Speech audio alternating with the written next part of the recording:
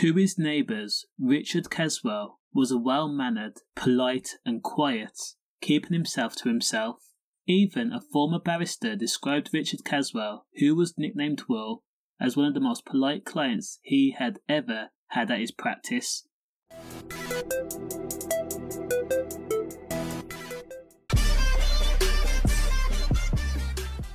However, the Liverpool gangster Richard was a hardened criminal through and through.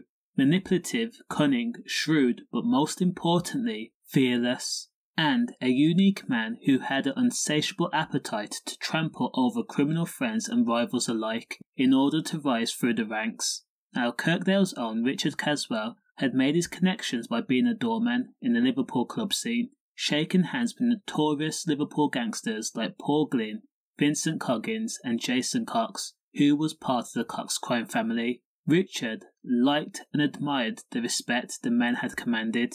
Now, being a respected doorman himself, Richard formed a foundation to be able to supply criminals with multi-kilos of white and H on a commercial scale at a quick turnaround time. Richard tried to keep his professional occupation, being a doorman, and his criminality separate. However, Richard was fired from being a doorman in September of 2003. A then 22-year-old Richard, who was a brawler and an intimidating figure, had been fired by club owner John Lynch due to Richard being arrested by police for using excessive force. Effectively, he had broken a person's bones. Now, Richard had loved manning the doors at popular 051 club in the city centre, so he was said to have been quietly seething at the idea that John could fire him. Now, Richard could have very easily K'd John, as he had GUNs, a catch of them. However, he wanted John Lynch's businesses to suffer astronomical losses. Now, Richard had known that John Lynch, who owned a string of nightclubs and bars in Liverpool, like Garland's, Dickie Lewis's pub chain, to name a few, was in the midst of a feud with other nightclub owners and gangsters and doorman security. He had also been refusing admission to known gangsters who were selling Class A in clubs. Now, Richard saw his opportunity.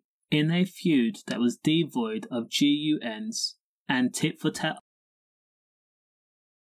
Richard had offered his services to John's enemies after one of his clubs were beat. Now, John Lynch was an ex-boxer and he underestimated Richard Caswell. On Saturday, September 20th of 2003, a car had exploded outside Club 051. Now, firefighters examined the car shell and found that the explosion came from industrial fireworks. That was followed a week later by a nail explosion on the Dickie Lewis's pub in Walton Road.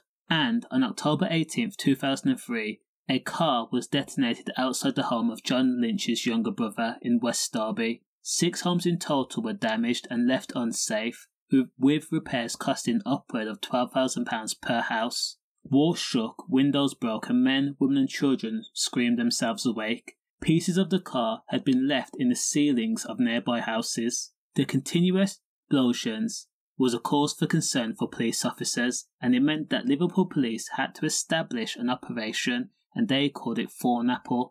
Police began to start looking at the patterns in the 3 explosions, and they soon came across Richard Caswell, who people says had a known grudge against John Lynch. And then in May 12th of 2004, a car had been left outside West Derby police station. Again, it was detonated. Now, all the cars used in these instances were stolen cars. Now, the detonation was dubbed at the time the biggest explosion on British mainland. Police were able to determine that 20 firework rockets had been used. The intent to kill was there. Now, police warned the Merseyside public who lived close to police stations to always be on guard. Now, Richard Caswell was eventually arrested after DNA from multiple explosions had matched Richard Caswell's DNA. Now, he admitted driving the stolen cars stuffed with fireworks to the scenes. In typical Richard fashion, he quickly countered and said it was someone else that set them off though. Now, Richard Caswell's address on Newman Street, Sandhills was searched and police found a catch of GUNs. Richard was then taken into custody before being put in Walton Prison while awaiting trial. Even behind bars, Richard Caswell began to plot, and his influence and authority had now been far-reaching.